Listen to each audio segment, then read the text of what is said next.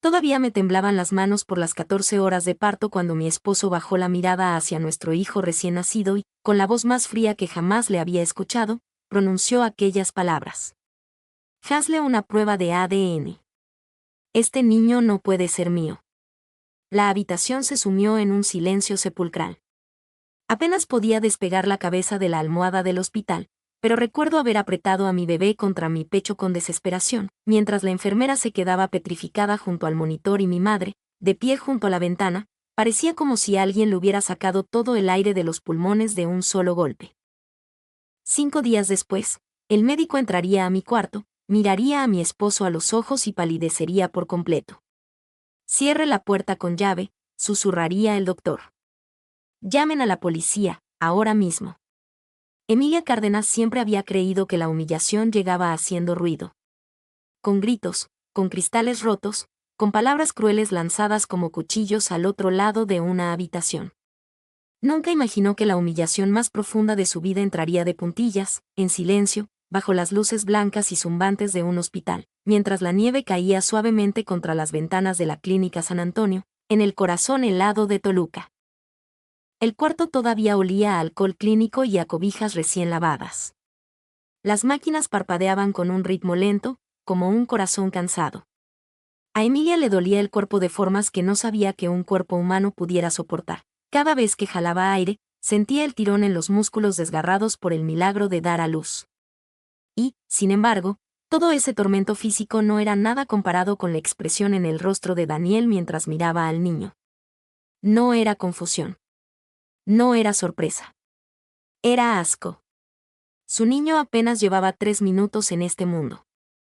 Emilia todavía sentía el eco del momento en que la enfermera lo puso sobre su pecho, sus llantos diminutos haciendo vibrar el aire del cuarto mientras las lágrimas le escurrían por las mejillas a ella. Leonel tenía la piel calientita, un pelito rubio y suave como pelusa, y unos ojos azul grisáceo que parpadeaban perezosamente bajo la luz brillante. Daniel apenas si lo había rozado.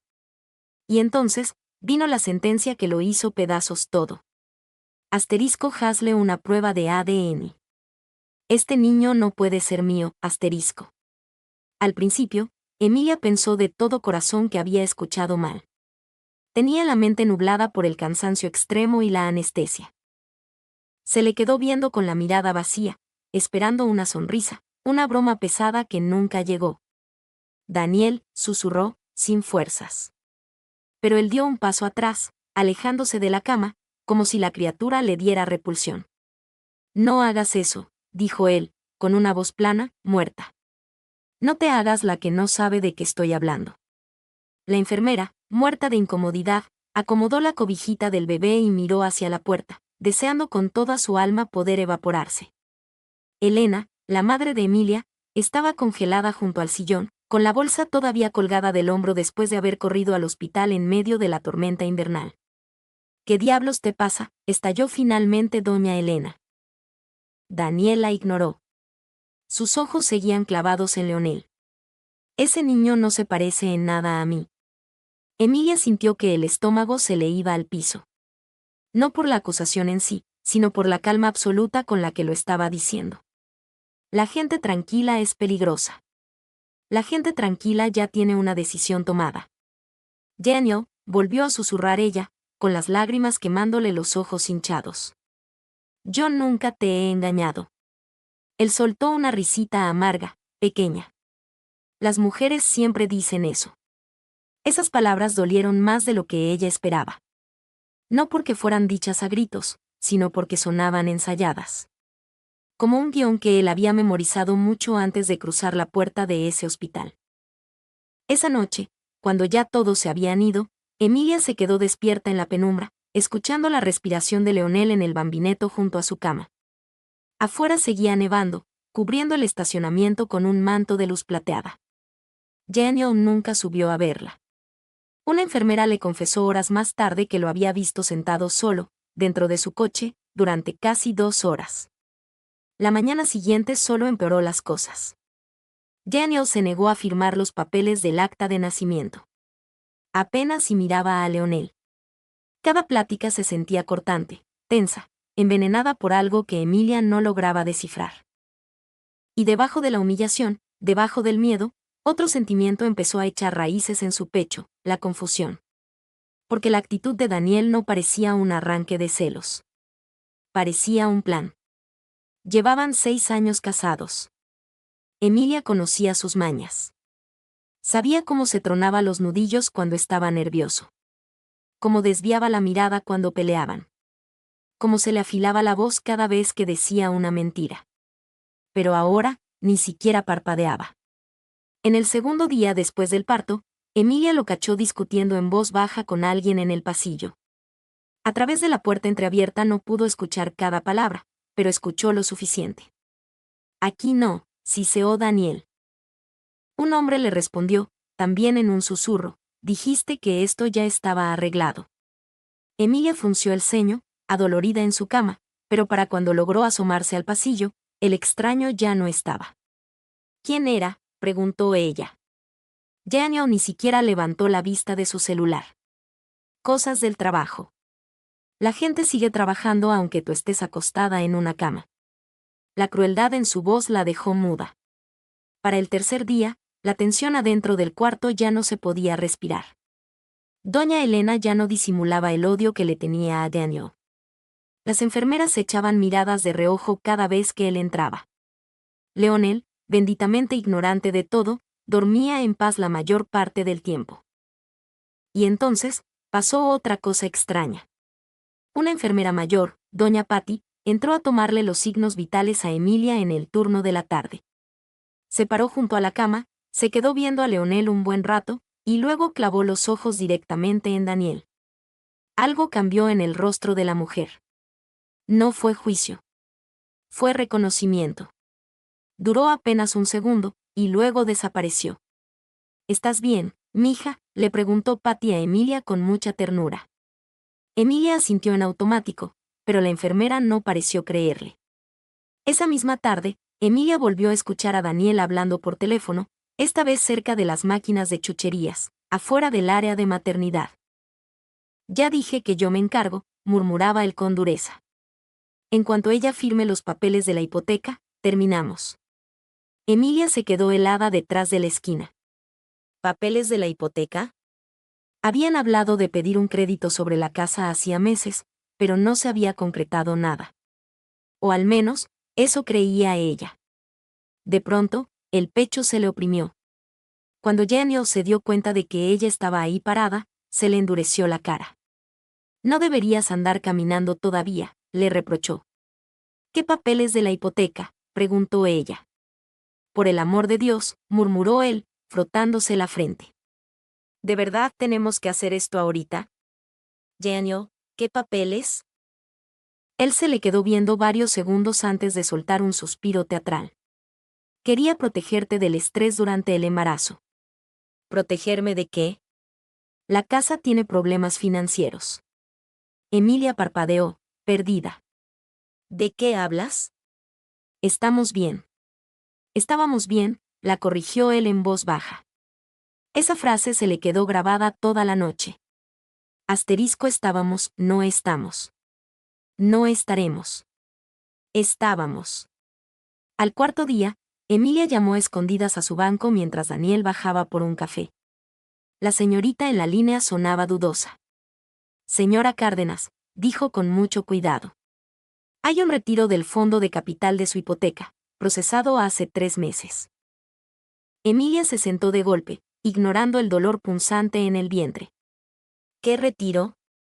El silencio del otro lado de la línea se volvió pesado.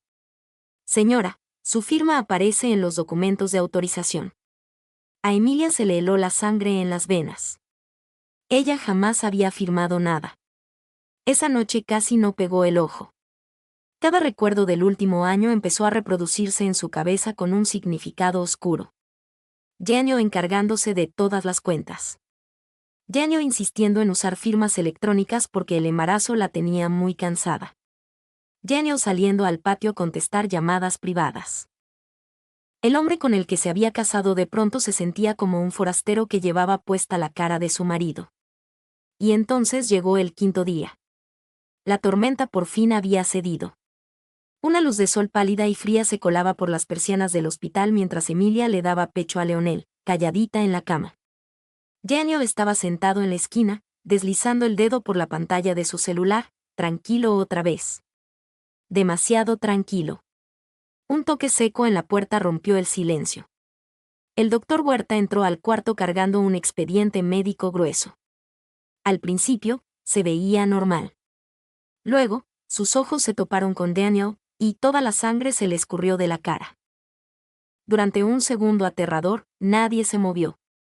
Luego, el doctor Huerta dio un paso lento hacia atrás, hacia el pasillo. «Cierren la puerta», dijo en un susurro. Una enfermera a sus espaldas se quedó tiesa al instante. El doctor no le quitaba los ojos de encima a Daniel. «Llamen a la policía, ahora mismo». Durante 3 segundos completos después de que el doctor pronunció esas palabras, nadie en la habitación respiró. El monitor junto a la cama de Emilia seguía con su pitido suave y mecánico.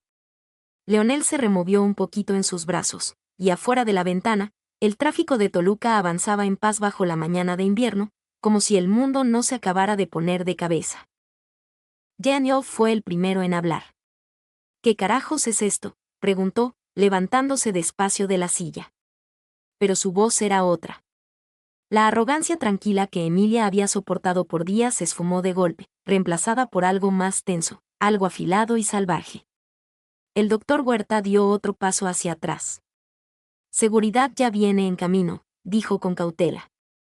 Emilia los miraba a los dos, muerta de confusión, sintiendo como el pulso le martillaba contra las puntadas de la cesárea. «Que alguien me explique qué está pasando». Nadie le contestó. Daniel apretó la mandíbula, y luego sonrió. Una sonrisa delgada, sin una gota de gracia, una expresión que Emilia nunca le había visto. «Se está equivocando de persona». El doctor ni parpadeó. «No lo creo». El silencio que siguió era insoportable. Y entonces, Daniel se movió. Fue rápido. Se abalanzó hacia la puerta con tanta violencia que la enfermera pegó un grito. El doctor Huerta trastabilló hacia atrás cuando Daniel lo empujó para salir al pasillo, tirando un carrito de metal lleno de jeringas y gasas que se estrelló contra el piso con un estruendo. «Daniel», gritó Emilia por puro instinto. Pero él nunca volteó atrás. En cuestión de segundos, el pasillo estalló en un caos. Guardias gritando, enfermeras corriendo, el eco de botas pesadas golpeando el piso pulido del hospital. Y luego, el sonido que Emilia recordaría hasta el último día de su vida. El chasquido eléctrico de una pistola Taser. Un cuerpo desplomándose en seco contra el suelo. Alguien gritando, las manos en la espalda. Leonel se despertó llorando a pulmón abierto. Emilia se quedó petrificada en la cama, temblando de pies a cabeza bajo las sábanas. Doña Elena corrió desde la esquina y le agarró los hombros a su hija. «No te muevas, mi niña», le rogó con la voz rota. «¿Qué está pasando?», jadeaba Emilia. «Mamá, ¿qué está pasando?». Su madre se veía igual de aterrada que ella. 2 policías uniformados entraron momentos después, seguidos por una mujer vestida de civil, con un abrigo oscuro de lana y una placa federal colgada del cinturón. La expresión de la mujer se suavizó un poco al ver a Emilia abrazando al bebé. «Señora Cárdenas», preguntó con delicadeza. Emilia asintió. La mujer hizo una pausa, como si estuviera escogiendo con pinzas cada palabra. «Mi nombre es Carla Ruiz. Soy agente federal de la Agencia de Investigación Criminal». El cuarto le dio vueltas. Emilia pensó, honestamente, que estaba alucinando por la falta de sueño. Agente federal. Esa palabra no cabía en su vida. Eso era para las series de televisión, para los documentales de crímenes, no para un cuarto de maternidad lleno de cobijitas pastel y bebés recién nacidos. «Tiene que haber un error», susurró Emilia en automático. La agente Ruiz jaló una silla y se sentó junto a la cama. «Me temo que no lo hay». Allá afuera, en el pasillo, todavía se escuchaban gritos ahogados y el ruido de los radios de los policías. Los deditos de Leonel se aferraron por instinto a la tela de la bata de hospital de su madre, mientras a ella las lágrimas le caían en silencio. «¿Qué hizo Daniel?». La agente intercambió una mirada rápida con uno de los policías. Luego, hizo una pregunta que le congeló las entrañas a Emilia. ¿Hace cuánto tiempo conoce a su esposo como Daniel Cárdenas? Sé conocerlo, tartamudeó ella. Llevamos 6 años casados, y antes de eso, fuimos novios casi 2 años. La agente Ruiz asintió despacio. Señora Cárdenas, el hombre con el que se casó no se llama Daniel Cárdenas. Esas palabras cayeron con más peso que la acusación de infidelidad de hace unos días. Emilia se quedó con la mirada perdida. No, susurró. No, eso no es posible. Ruiz abrió un folder delgado y deslizó una fotografía sobre las sábanas. La foto mostraba a Daniel, solo que más joven, más flaco, parado junto a una mujer que Emilia jamás había visto. Debajo de la foto había otro nombre. Mateo Robles. Emilia sintió que la sangre abandonaba su cuerpo. No, repitió sin fuerzas. Llevamos más de 4 años siguiéndole el rastro, continuó Ruiz. Contacto. Múltiples identidades, fraude financiero, lavado de dinero, robo de identidad en al menos 3 estados del país. Doña Elena se tapó la boca, horrorizada. Emilia volvió a mirar la foto. Eran los mismos ojos, la misma boca, la misma postura, pero de alguna manera, el hombre de la foto se veía más frío, más cruel. Como si la versión de él que se sentaba a desayunar con ella todos los días hubiera sido solo un disfraz. Buscaba a mujeres con estabilidad económica, siguió explicando la agente en voz baja. Especialmente mujeres con propiedades a su nombre, ahorros para el retiro o herencias en puerta. La respiración de Emilia se volvió cortita. Creemos que manipulaba las relaciones para ganarse la confianza y tener acceso total a los bienes financieros. De pronto, cada recuerdo del último año se retorció y se volvió una pesadilla. Daniel insistiendo en llevar las declaraciones de impuestos. Daniel convenciéndola de usar firmas electrónicas. Daniel pidiendo un crédito sobre la casa. Daniel aislándola de cualquier decisión de dinero durante el embarazo porque el estrés le hace daño al bebé. El matrimonio entero de Emilia empezó a derrumbarse dentro de su cabeza como una casa de madera podrida. Pasó saliva, sintiendo espinas en la garganta. ¿Por qué ahorita? ¿Por qué en el hospital? El doctor Huerta por fin dio un paso al frente, apretando el expediente médico contra su pecho. Por los análisis de sangre. Emilia arrugó la frente. ¿Qué análisis? El doctor dudó un segundo. Cuando nació su niño, los estudios de rutina para el historial clínico mostraron inconsistencias. Su esposo declaró que nunca había tenido cirugías previas, pero sus marcadores médicos decían otra cosa. Daniel, Mateo, siempre había odiado los hospitales. Casi nunca iba al doctor. Emilia de pronto se dio cuenta de que nunca le había cuestionado eso. El doctor Huerta continuó con cuidado. Había indicios claros de una vasectomía realizada hace años. Emilia se le quedó viendo. ¿Qué? No entendíamos por qué lo había ocultado. El cuarto se volvió a poner borroso. Pero... Leonel es su hijo, susurró Emilia por instinto. Yo nunca lo engañé. Lo sabemos, dijo la agente Ruiz suavemente. Emilia levantó la vista de golpe. La agente asintió una vez. Ya confirmamos la paternidad.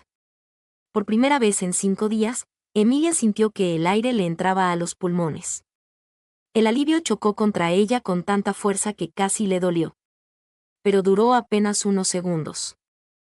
Entonces, ¿por qué me acusó?, susurró. Nadie contestó de inmediato. Y en ese silencio, Emilia comprendió algo espeluznante. Porque nunca se trató del bebé. La agente Ruiz se inclinó un poco hacia adelante. Creemos que su intención era desestabilizarla emocionalmente antes de meter una demanda de separación de bienes. Emilia parpadeó. ¿Qué? Él vació gran parte de sus cuentas mancomunadas en los últimos 11 meses. Si usted parecía emocionalmente inestable, loca, después del parto, eso fortalecería su posición legal para quedarse con la casa y el dinero que quedaba. Doña Elena soltó una maldición entre dientes. Emilia sintió ganas de vomitar. Él planeó todo esto. La expresión de Ruiz se volvió de piedra. Eso creemos. Una vergüenza profunda y oscura se instaló en el pecho de Emilia. No porque hubiera hecho algo malo, sino porque de pronto entendió hasta qué punto le había entregado su confianza a un fantasma.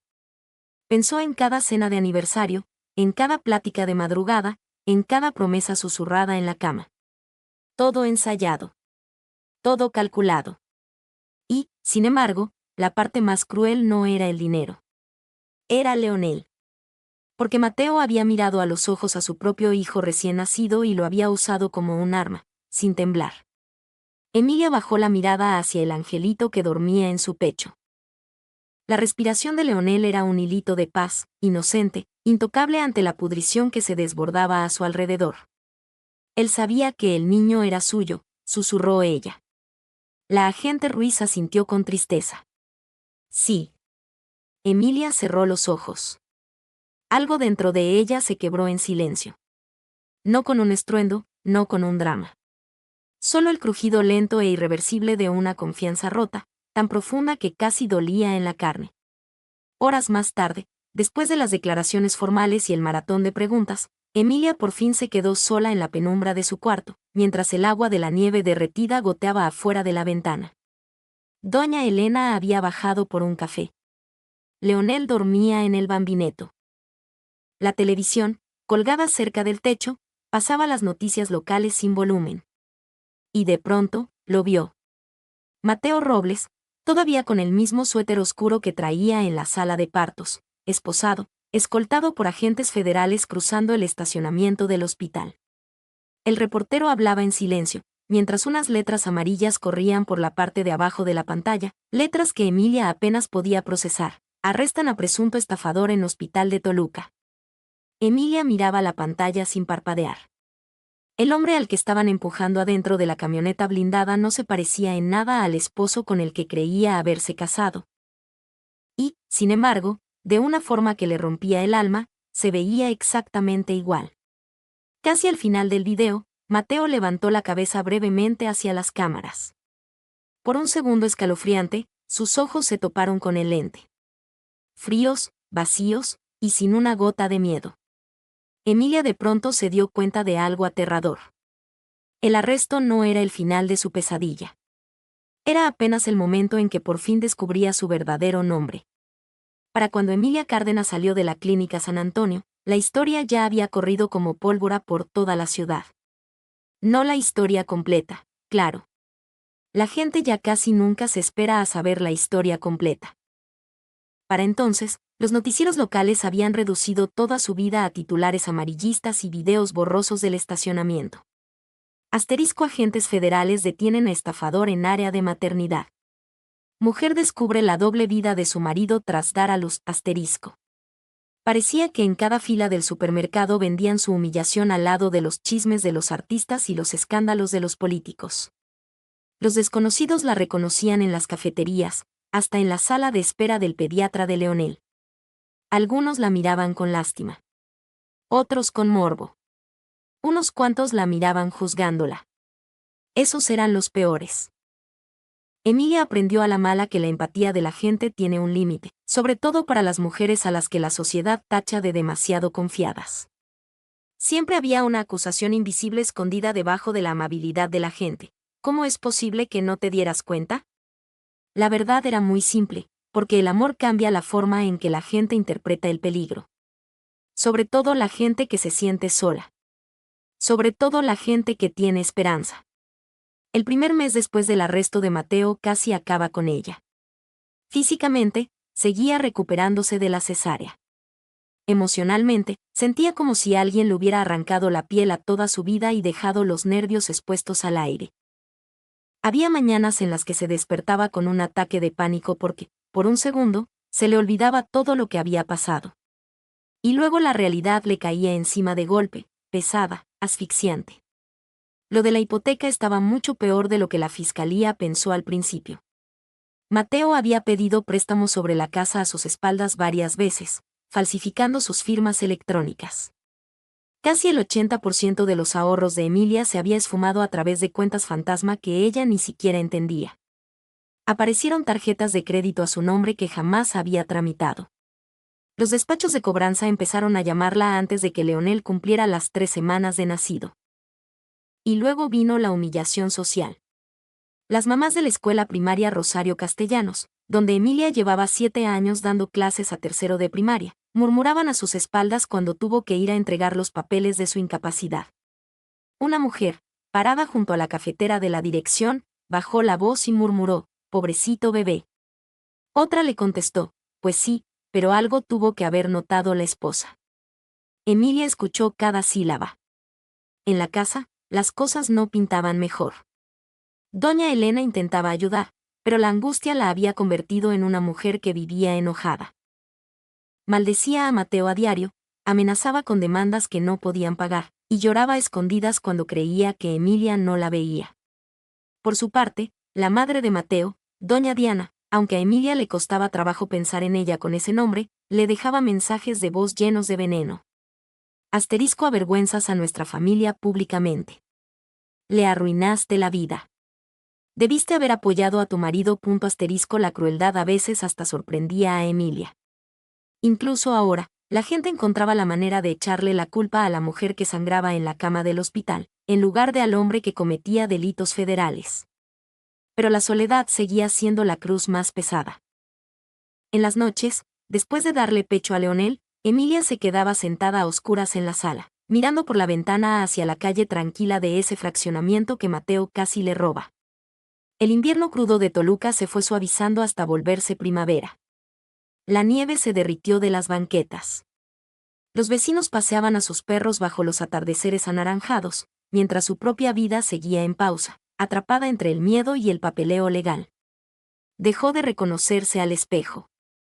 Hasta que un martes por la tarde, la agente Carla Ruiz tocó a su puerta, cargando una charola de cartón con 2 cafés, unas conchas de vainilla y un folder manila gordísimo. «Te ves fatal», le dijo Ruiz con toda sinceridad cuando Emilia le abrió.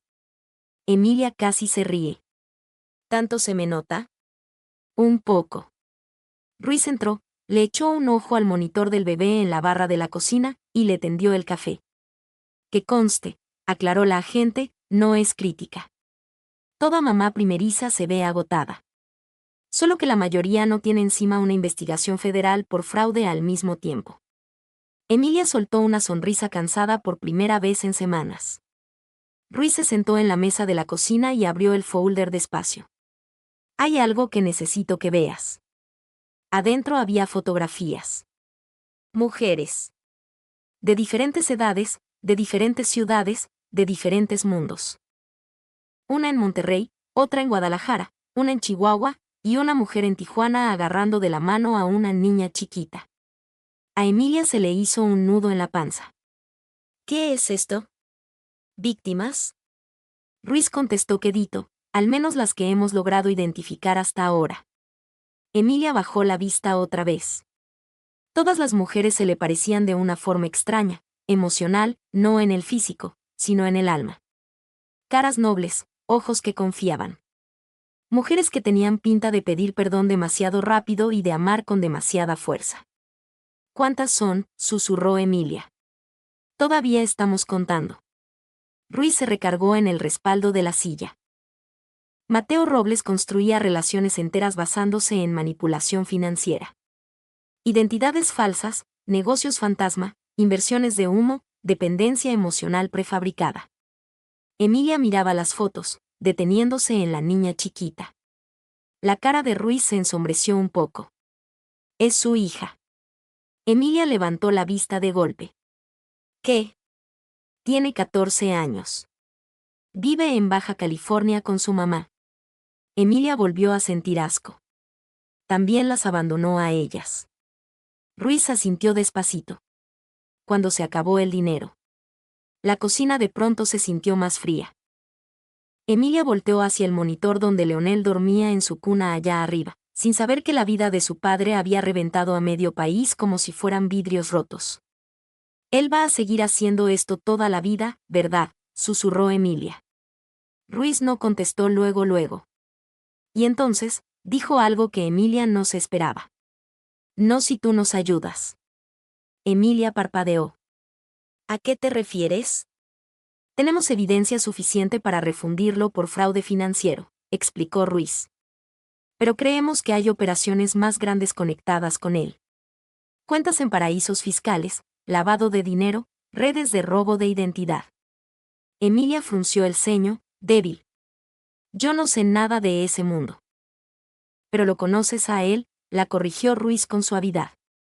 Emilia casi suelta otra carcajada. No, dijo con amargura. Resulta que no lo conocía. Pero Ruiz negó con la cabeza. Conoce sus patrones. Sus mañas.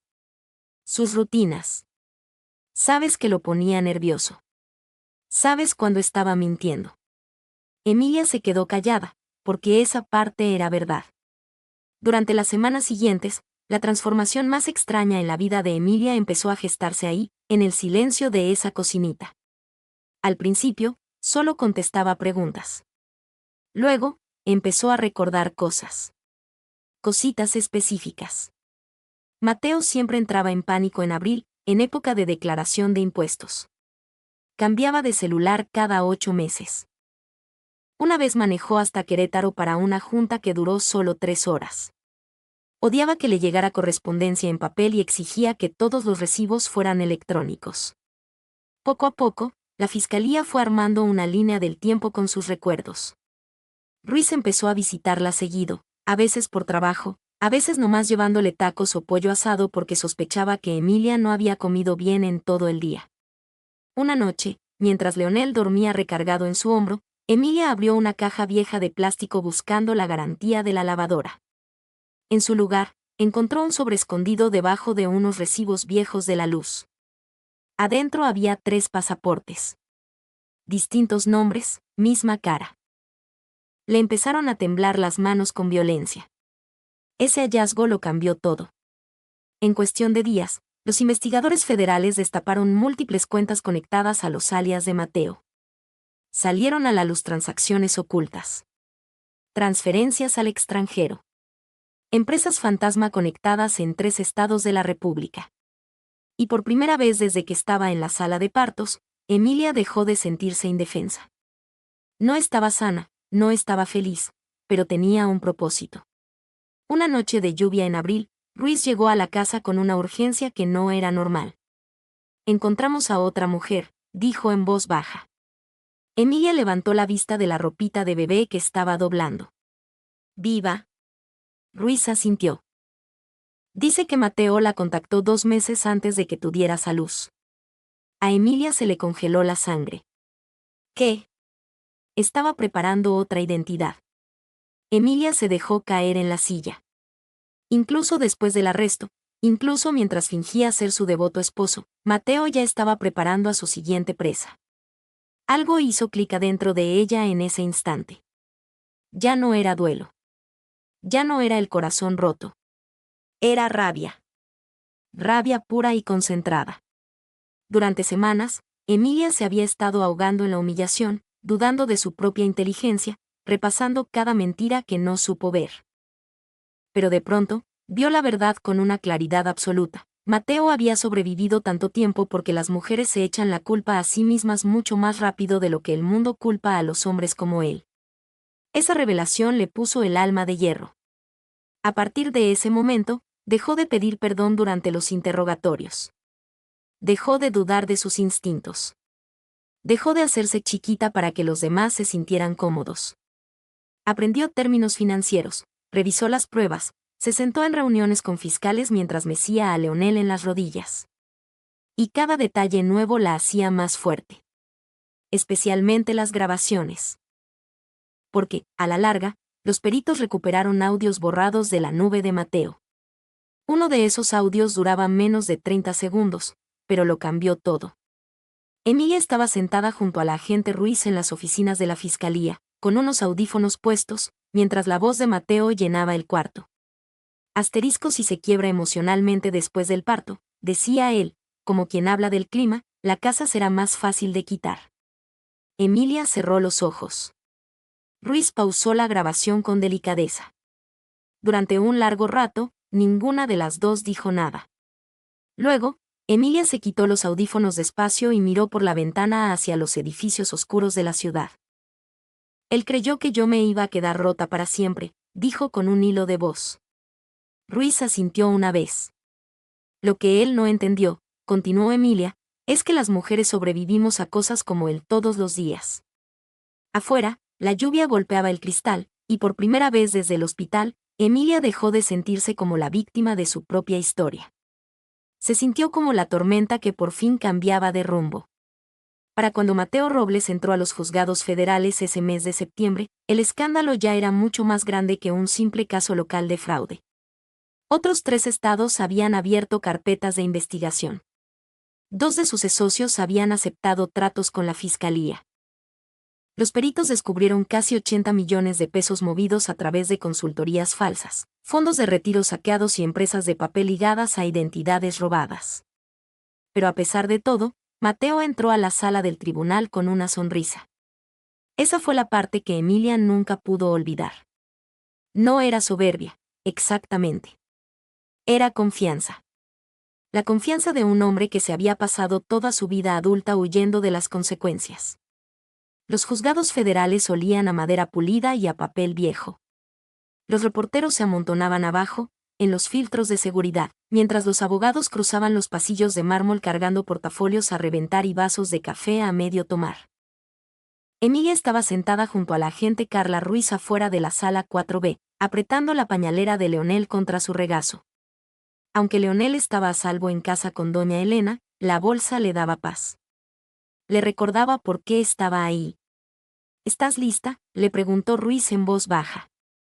Emilia se miró las manos. No, admitió con toda sinceridad. Y aún así, se puso de pie. Adentro de la sala, Mateo apenas si se inmutó cuando Emilia entró. Estaba sentado junto a su abogado, usando un traje azul marino que seguro costaba más que la mensualidad de la hipoteca de Emilia. Traía el pelo más corto, la cara más chupada después de meses en prisión preventiva.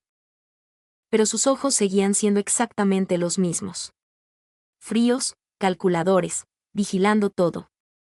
Por un instante rarísimo, Emilia se acordó de la primera vez que lo conoció, en una cena para recaudar fondos en Valle de Bravo, 6 años atrás. Él le había cargado la chamarra hasta el coche en medio de una tormenta de aguanieve, y le había hablado con tanta ternura sobre cómo algún día quería tener una vida tranquila, de familia. El recuerdo ya no le dolía. Le daba asco. El abogado de Mateo se le fue a la yugular desde el principio. Su estrategia era obvia, hacer ver a Emilia como una mujer inestable, rebasada por las circunstancias, poco confiable. Una mujer confundida, trastornada por el posparto, que no entendía de finanzas complejas. Al principio, casi les funciona. El abogado hablaba con una voz suave, mañosa. Señora Cárdenas, dijo durante el contrainterrogatorio, usted se estaba recuperando de dar a luz durante gran parte de estos eventos, ¿correcto? Sí. Estaba bajo el efecto de medicamentos en ciertos momentos. Sí. Se encontraba emocionalmente afectada. Emilia hizo una pausa. Sí. El abogado asintió despacito, como si le tuviera lástima. Y su esposo solicitó una prueba de ADN porque genuinamente creía que el niño podría no ser suyo. La sala entera enmudeció. Emilia volteó a ver a Mateo. Él le sostuvo la mirada, con calma, esperando. Incluso ahí, rodeado de pruebas, quería humillarla. Ella se dio cuenta de eso de golpe, con una claridad absoluta. Y no se sintió derrotada ni avergonzada, porque la vergüenza le tapa la boca a la gente mucho mejor de lo que el miedo jamás podría. Emilia enderezó la espalda en la silla de los testigos. No, dijo con voz firme y serena. El abogado sonrió con condescendencia. Pero esa fue la preocupación que él expresó. No, repitió Emilia. Esa fue su estrategia. Un murmullo recorrió la sala de madera. La sonrisa del abogado se tensó 1 milímetro. Señora Cárdenas, ¿está usted sugiriendo que mi cliente fabricó deliberadamente dudas sobre su paternidad? Emilia volteó hacia el jurado. Luego, contestó con la voz más tranquila que pudo encontrar en su pecho. Estoy diciendo que él miró a los ojos a su propio hijo recién nacido, a los 3 minutos de haber llegado al mundo, y me acusó de serle infiel porque pensó que, si me humillaba, iba a ser más fácil controlarme. Silencio. Un silencio puro y espeso. Hasta el abogado defensor se quedó callado. Y por primera vez en toda la mañana, Mateo se vio irritado. Fue solo un segundo, pero Emilia lo vio.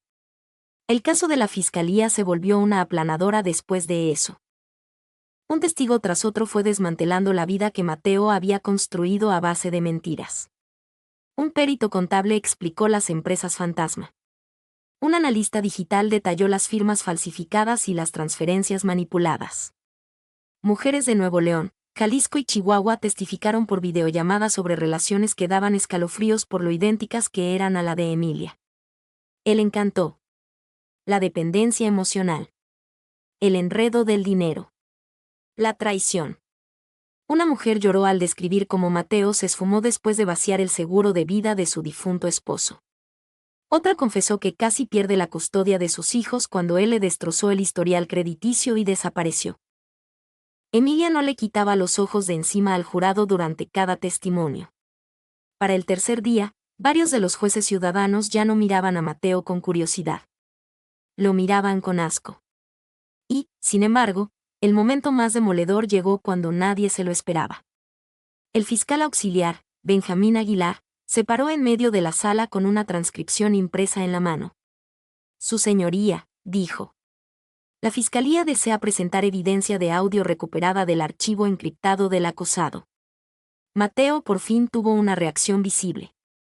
No fue pánico, fue tensión. Su abogado brincó de inmediato para objetar, por supuesto, alegando contexto, admisibilidad, falta de autenticación. El juez se lo negó.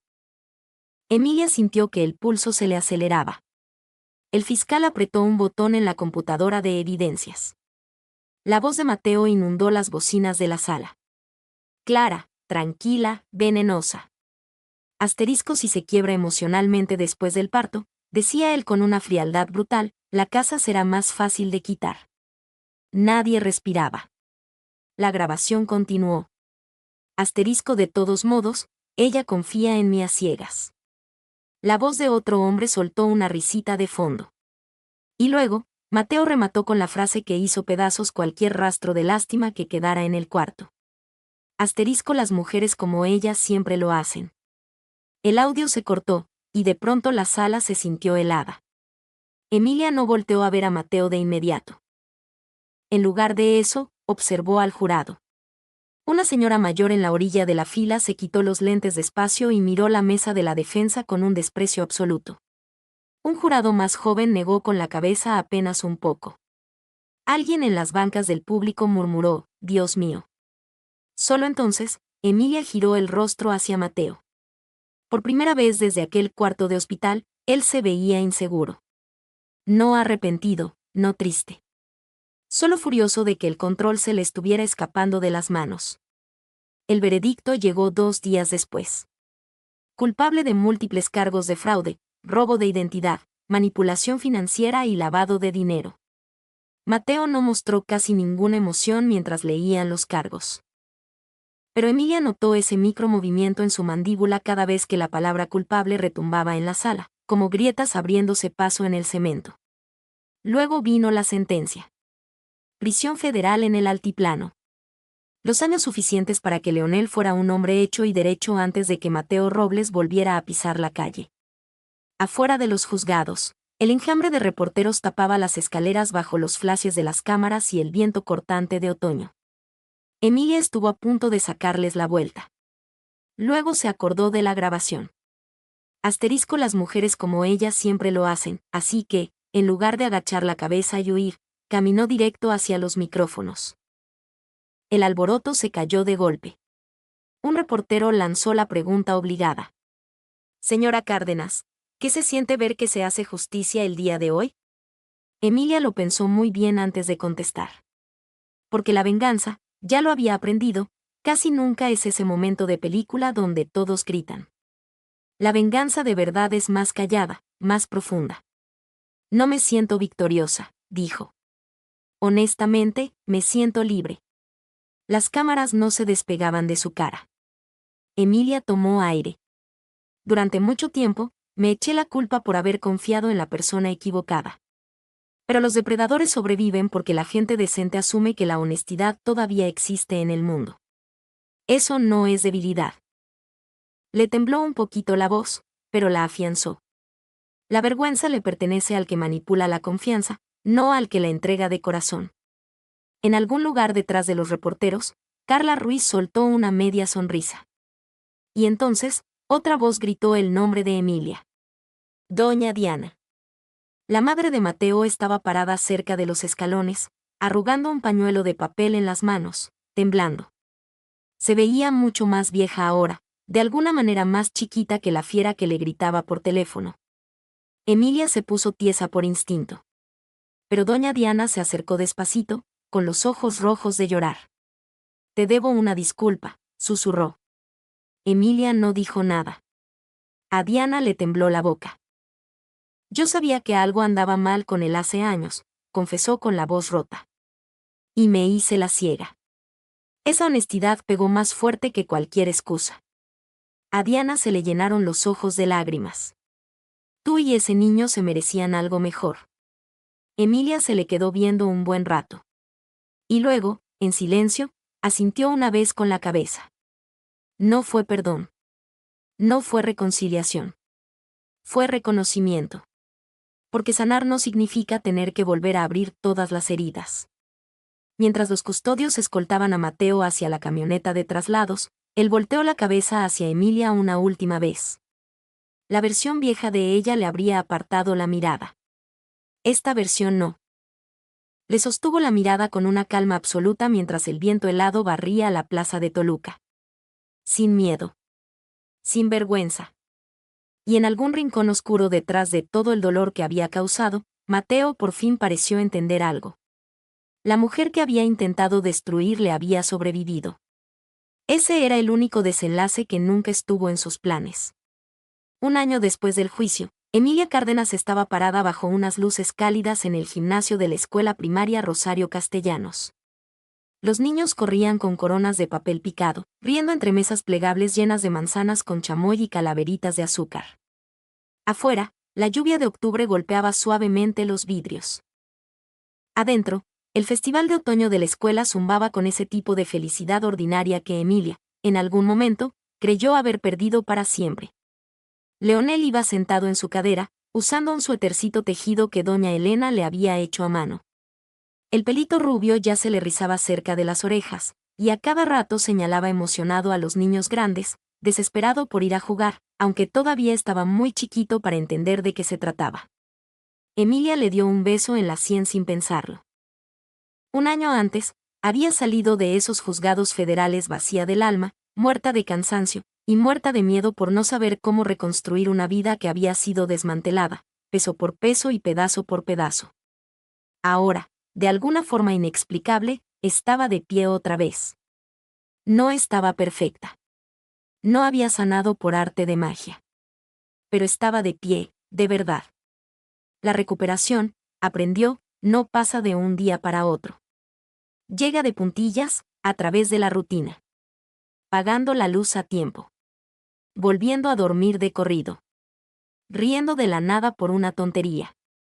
Dándote cuenta de que pasaste toda una tarde sin acordarte de la persona que te hizo pedazos. La casa ya era suya. Después de la condena, la fiscalía logró recuperar una buena parte de los fondos robados. No todo, pero lo suficiente para darle piso a su vida. Se renegoció la hipoteca. Las deudas a su nombre se borraron. Su historial en el buró de crédito empezó a sanar. Pero la cosa más importante que Emilia recuperó era la más difícil de medir, su propio juicio. Durante meses después del arresto, dudó de cada instinto que había tenido en su vida. Repasaba pláticas enteras, buscando con lupa las banderas rojas que se le escaparon, preguntándose si simplemente había sido una tonta desde el primer día. La terapia le cambió esa idea. Y también la maternidad. Porque Leonel dependía de ella al 100%, y los niños tienen una forma muy extraña de obligar a los adultos a vivir en el presente. A los bebés no les importa si te humillaron o te traicionaron. Necesitan calor, mamilas, ropita limpia, canciones de cuna. Necesitan a alguien que se quede. Emilia se convirtió en esa persona, todos los santos días. Y en algún momento del camino, dejó de definirse a sí misma por las cosas que le habían hecho. Cerca de la mesa de las aguas frescas, el director Morales le hizo señas con la mano. «Si regresas de tiempo completo pasando las posadas», le preguntó. Emilia sonrió. «Ese es el plan». «Pues qué bueno», le dijo él con cariño, porque los de tercero de primaria llevan meses preguntando por la maestra Emilia. Ella soltó una risita suave. «No sé si eso sea buena señal». «Claro que lo es», le aseguró Morales. «Los niños saben quién los hace sentir a salvo». Esa palabra se le quedó dando vueltas en la cabeza cuando el director se fue. Asterisco a salvo, durante casi todo su matrimonio, Emilia había confundido las apariencias tranquilas con estar a salvo. Mateo lo sabía. Los hombres como él casi siempre lo saben. Aprenden a imitar la estabilidad, mientras, por debajo del agua, van tejiendo una telaraña de dependencia. Estar a salvo de verdad, se dio cuenta Emilia con el tiempo, se ve muy diferente. Se ve honesto. Se ve predecible. Se ve noble. Más tarde esa noche, mientras Leonel dormía en su carriola pegado a la pared del gimnasio, una muchacha se le acercó a Emilia con timidez. «Maestra Cárdenas». Emilia volteó, amable. La muchacha no pasaba de los 27 años. Anillo de casada, ojos cansados, el rímel un poco corrido, como si acabara de llorar a escondidas en el baño. «Perdón que la moleste», le dijo rápido. «Es que, la reconocí por las noticias del año pasado». Emilia se tensó en automático, sintiendo como un chispazo de la vieja vergüenza le quemaba el pecho. Pero la muchacha bajó la voz. «Mi esposo controla todo nuestro dinero», susurró. «Cada cuenta, cada gasto, y últimamente». Se le cerró la garganta. «Últimamente siento que me estoy volviendo loca». Emilia se le quedó viendo fijo. Ahí estaba otra vez. Esa misma mirada que había visto en las fotografías que le enseñó la agente Ruiz. Mujeres inteligentes ahogándose en dudas porque alguien más sacaba provecho de su confusión. «¿Cómo te llamas?», le preguntó Emilia con dulzura. «Raquel». Emilia jaló la silla que estaba a su lado. «Siéntate, Raquel». La muchacha se sentó despacio, mientras los ojos se le llenaban de agua. Y durante los siguientes 20 minutos, bajo los adornos baratos del gimnasio y el eco de las risas de los niños, Emilia la escuchó. La escuchó de verdad. Sin juzgarla. Sin aires de superioridad. Solo con empatía pura. Para ese entonces, Emilia ya era voluntaria 2 veces al mes en un refugio para mujeres en Toluca. Al principio, solo daba pláticas sobre educación financiera y cómo detectar fraudes. Con el tiempo, el trabajo se volvió algo mucho más profundo: ayudar a otras mujeres a reconocer la manipulación antes de que les destrozaran la identidad por completo. La venganza que la gente se imagina casi siempre implica un colapso de telenovela, una humillación en la plaza pública. El dolor regresando en bandeja de plata a su dueño. Pero la venganza de verdad, aprendió Emilia, suele hacer mucho menos ruido que eso. La venganza de verdad es convertirte en el tipo de persona capaz de sacar a alguien más de la misma oscuridad a la que tú lograste sobrevivir. Semanas después, un poquito antes de Navidad, Emilia recibió una carta con el sello del penal de máxima seguridad del altiplano. Reconoció la letra de inmediato. El estómago se le hizo un nudo antes de abrir el sobre. Mateo.